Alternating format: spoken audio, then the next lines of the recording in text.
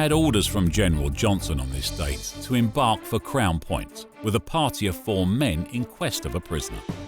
At night we landed on the west side of Lake George. The remainder of the way we marched by land, and the 26th came in sight of the fort. In the evening we approached nearer, and the next morning found ourselves within about 300 yards of it. My men lay concealed in a thick of willows, while I crept something nearer to a large pine log, where I concealed myself by holding bushes in my hand. Soon after sunrise, the soldiers issued out in such numbers that my men and I could not possibly join each other without a discovery. About 1 o'clock, a single man marched out directly towards our ambush. When I perceived him within 10 yards of me, I sprang over the log and met him and offered him quarters, which he refused, and made a pass at me with a dirk, which I avoided, and presented my fusee to his breast. But notwithstanding, he still pushed on with resolution, and obliged me to dispatch him. This gave an alarm to the enemy, and made it necessary for us to hasten to the mountain. I arrived safe at our camp the 30th, with all my party. Even before the American Revolution, those in charge of the British Army seek to employ a distinct brand of soldier. In the midst of the French and Indian War, Robert Rogers is tasked with assembling for the King's Army any and all volunteers willing to operate under terrain and conditions previously unexperienced by the British regulars. Initially crucial in scouting and collecting intelligence, after initial setbacks fighting in early, unsuccessful campaigns against the French and Indians, eventually mature into the British Army's ace in the hole. With the establishment of the Rangers, the British are now able to exact victory in the French and Indian War. The tenacity, cunning, and fearlessness exhibited by Rogers' Rangers will become an inspiration for not only the U.S. Army Rangers. Indeed, Rogers' 28 rules of ranging are still used in the training of Army Rangers today, but the very foundation upon which the entire United States Special Operations Command, or SOCOM, is built. Today, SOCOM is focused more than ever on counterterrorism efforts in order to effectively combat dangerous, radical organizations and individuals that operate abroad, as well as at home. Soldiers operating under SOCOM are tasked with using unconventional means, much like Rogers' Rangers, in order to protect the safety and well-being of American citizens and our allies in combat and emergency situations. The United States Special Forces accomplish this goal by operating under a set of guidelines known as the 5 Truths. Truth 1. Humans are more important than hardware.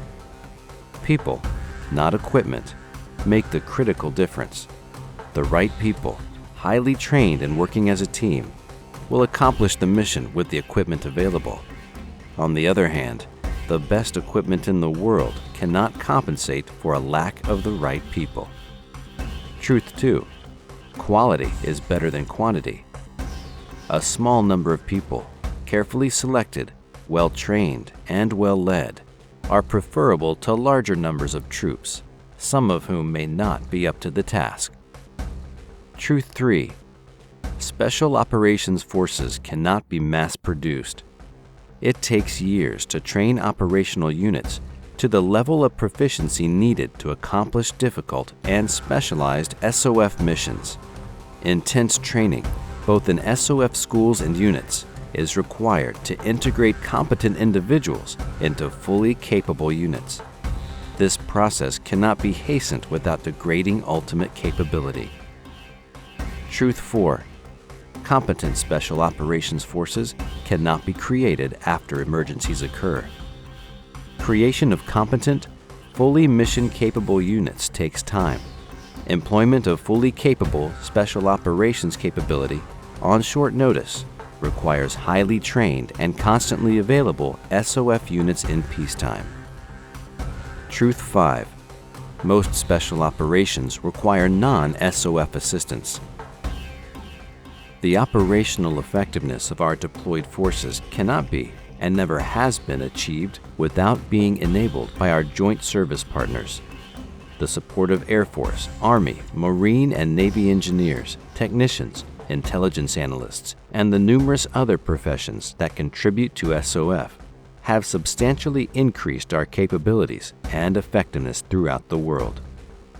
In a 2015 speech before the House Armed Services Committee on Emerging Threats and Capabilities, General Joseph L. Votel, U.S. Army Commander, United States Special Operations Command, succinctly described the exceptional type of soldier needed to serve as a member of the United States Special Forces. USACOM's highly specialized military and civilian personnel, our quiet professionals, are asked to respond to our nation's most complex, demanding, and high-risk challenges. Building this skilled and specialized force is a demanding, time-intensive process. Every day, our forces put forth an extraordinary level of effort and personal sacrifice while enduring grueling physical and mental demands to meet mission requirements. They deserve our admiration and gratitude, along with all of our soldiers, sailors, airmen, and Marines. They are all part of a team doing essential work on behalf of our nation. The essential work to which General Votel refers in the 21st century is also essential to European settlers in 18th century America. In addition to colonists hailing from the British Empire, the French and Spanish also vied to stake claims in the New World, with the Spanish establishing colonies in southern territories such as Florida, and the French to the north and west, with territory stretching from the Gulf of St. Lawrence, Newfoundland, all the way to the Gulf of Mexico. While the British, with colonies in the Carolinas and Georgia, enter into very few skirmishes with the Spanish colonists in Florida, the relationship with the French is decidedly much more contentious. Although vastly outnumbered by the British, the French are assisted in their fight for the New World by an essential ally, native Indian tribes. From as far back as 1627, and even earlier encouragement from Louis XIII and Cardinal Richelieu, the French settlers cultivate peaceable relations with the Indians. The Ordinance of 1627 grants the natives French citizenship on the provision that they convert to Christianity. The descendants of the French who are accustomed to this country, together with all the Indians who will be brought to the knowledge of the faith and will profess it, shall be deemed and renowned natural Frenchmen, and as such may come to live in France when they want, and acquire, donate, and succeed, and accept donations and legacies, just as true French subjects, without being required to take no letters of declaration of naturalization. SOCOM's first of 5 truths states simply, humans are more important than hardware. Throughout King George's War, one man establishes himself as a superior ranger, and at the onset of the final French and Indian War, that man is tasked with recruiting the best of the best to serve as rangers.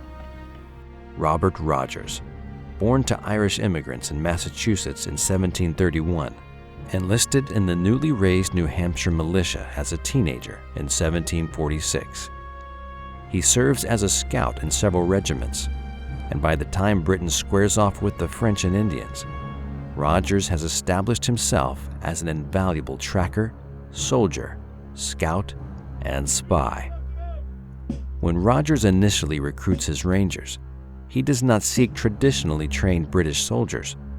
The French, employing the Indians' superior knowledge of the terrain and guerrilla-style tactics, not only render typical European maneuvers useless, but their armor and cavalry as well.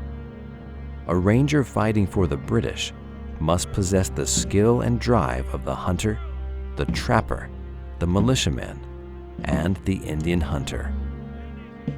The ranger not only differs from British troops by their movements on the field of battle and espionage, but from the very uniform as well.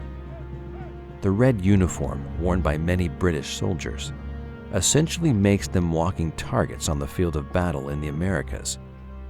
Rogers Rangers units utilize shades of dark green in their uniform in an effort to blend into the wooded surroundings.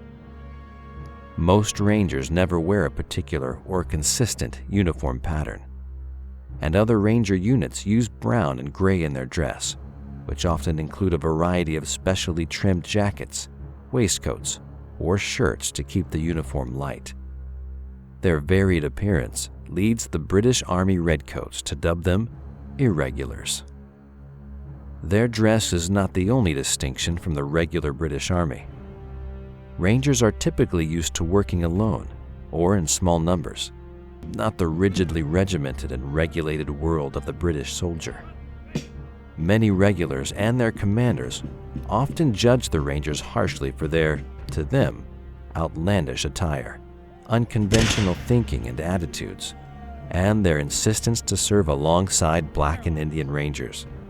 However, for all of these reasons and more, the Rangers proved themselves to be an essential part of the British victory in the French and Indian War. Rogers successfully raises another Ranger unit, the Queen's Rangers, for Britain in 1776, and successfully captures the Patriot spy Nathan Hale. In 1777, Robert Rogers is forced into early retirement, officially due to poor health.